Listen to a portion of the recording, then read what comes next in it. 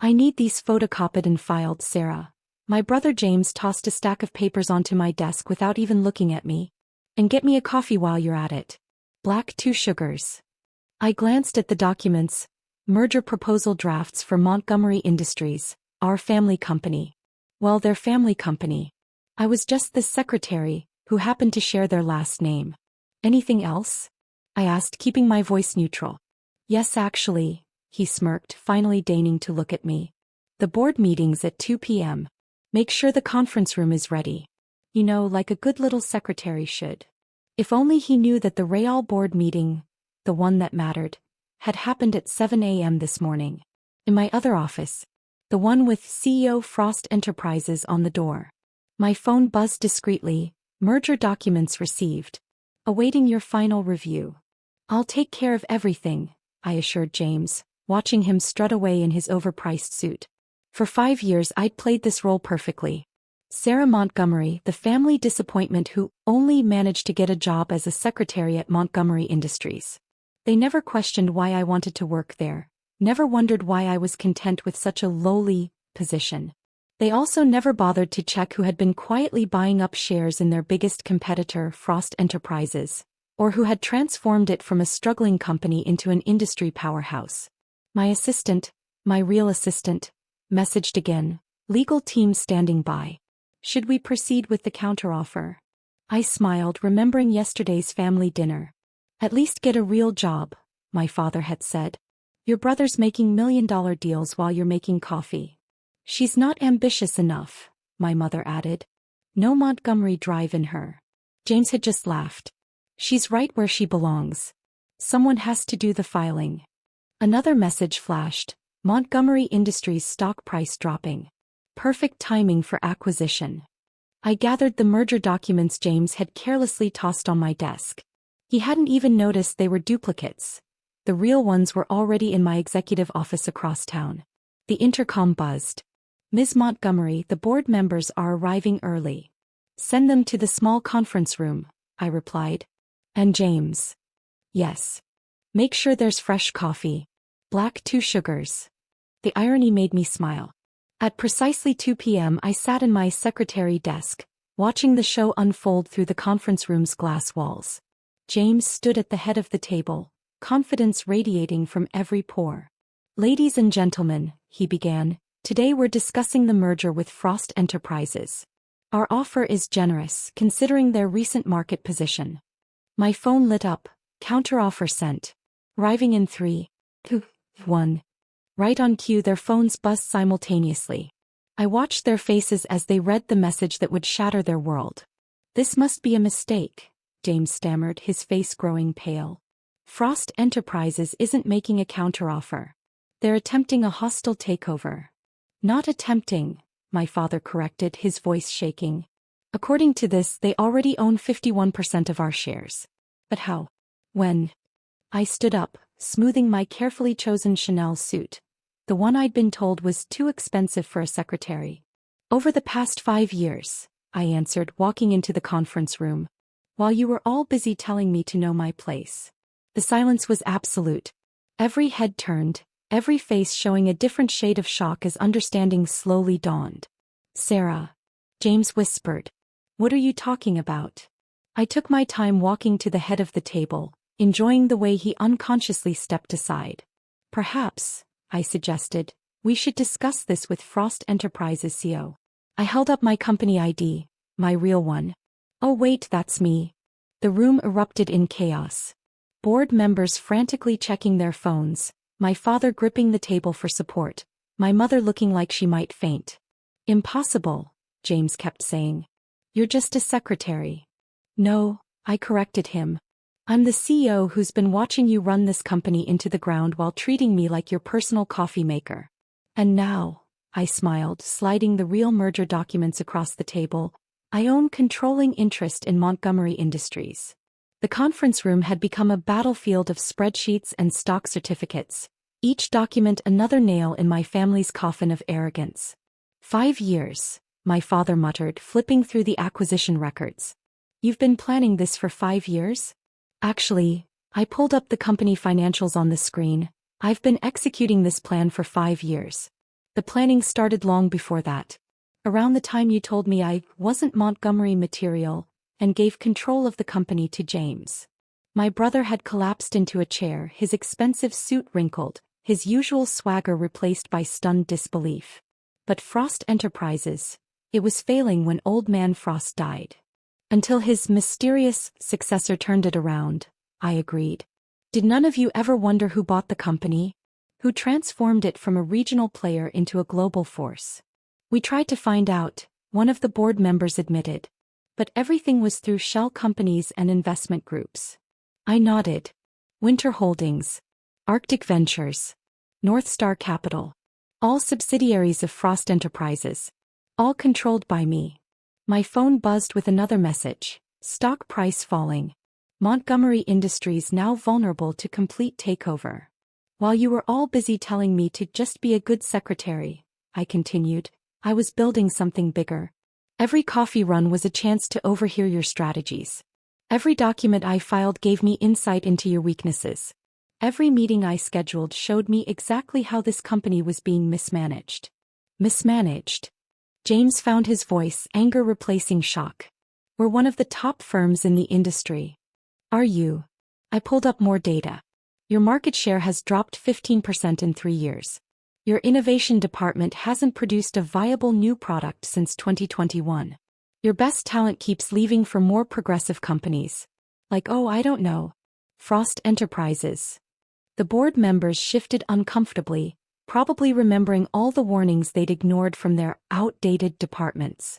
Remember Anderson? Your best project manager? I asked. He works for me now. So does Dr. Chin from R&D.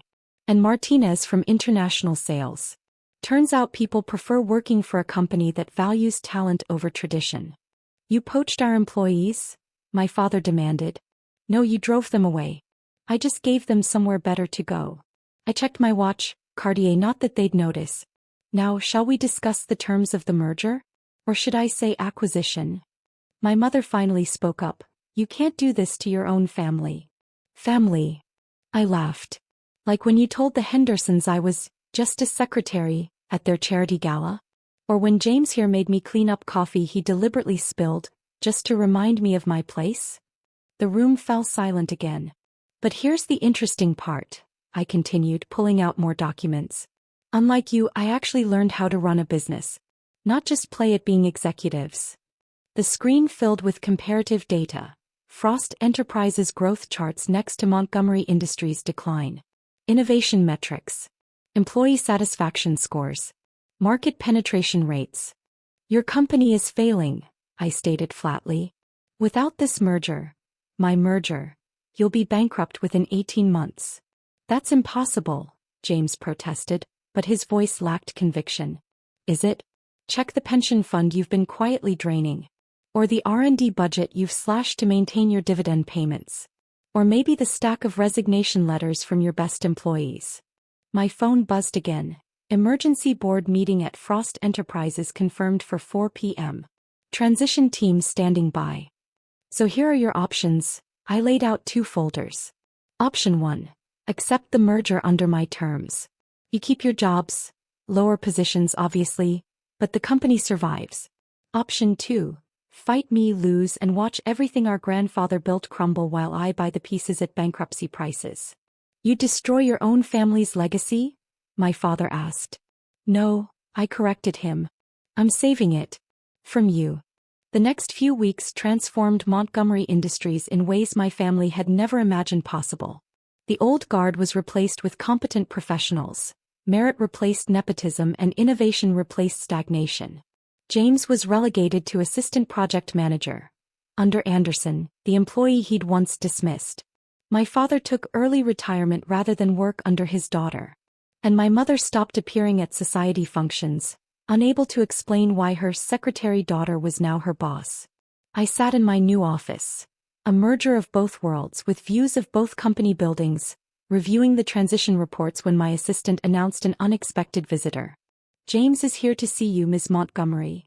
He entered cautiously, looking different in business casual rather than his usual bespoke suits. A month of actual work had changed him. The Anderson project report, he placed a folder on my desk. He said it needed your signature. I glanced at the document. His work was surprisingly thorough. Actual analysis instead of the superficial overviews he'd previously called reports. Sit down, James. I gestured to a chair. Let's talk about your first month in the real business world. He sat stiffly, pride warring with newfound humility. It's been educational. Has it? Tell me what you've learned. That I knew nothing, he admitted quietly. About business, about management, about anything really. My phone buzzed. Frost Montgomery merger completing final phase. Stock prices up 30%. Anderson's a good teacher, I noted. When you actually listen to him. He is. James shifted uncomfortably. He told me about the time I rejected his innovation proposal. The one you later implemented at Frost, making millions. The same proposal you called too risky without even reading it? I smiled. Yes, that worked out quite well for us. How did you do it? He finally asked. Build all this while we thought you were just a secretary? I finished. You never wondered why someone with an MBA from Wharton would want to be a secretary. His head snapped up. You have an MBA from Wharton? Class of 2018. Top of my class. But you all were too busy planning James's executive future to notice my graduation. The silence stretched between us, heavy with unspoken regrets. Did you hate us? He asked finally. All those years. No, I replied truthfully. I pitied you. You thought being born first made you entitled to lead. I knew better. Leadership isn't inherited, it's earned.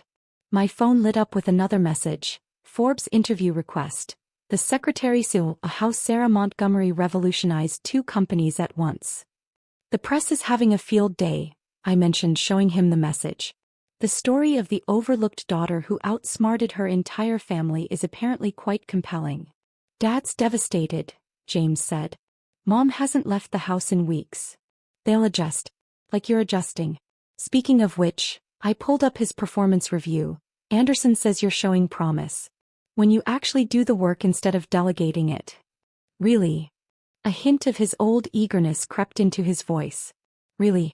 Which is why I'm offering you a choice. What choice? Continue as you are, learning the business from the ground up, and in a few years, you might earn a real executive position. Or take the settlement package and leave. He considered it for a moment. What would you do? I did do it, I reminded him. I learned every aspect of this business while you were playing CEO. The difference is I did it by choice. You're doing it because you have no choice. My assistant interrupted. Ms. Montgomery, the Frost Montgomery integration team is ready for the final review. Thank you, I replied, then turned back to James. Well. He straightened in his chair. I want to stay. To learn. To really learn. Even though you'll be working under people you used to consider beneath you? Especially because of that, he admitted. They know things I don't. Things I should have learned years ago. I nodded, pleased despite myself. Then let's discuss your development plan. Starting with your new assignment in the innovation department. Under Dr. Chin? He asked, naming another employee he'd previously ignored. Yes. The same Dr. Chin whose research you dismissed as unnecessary expenses. I think you'll find her insights quite valuable now. As James left my office, looking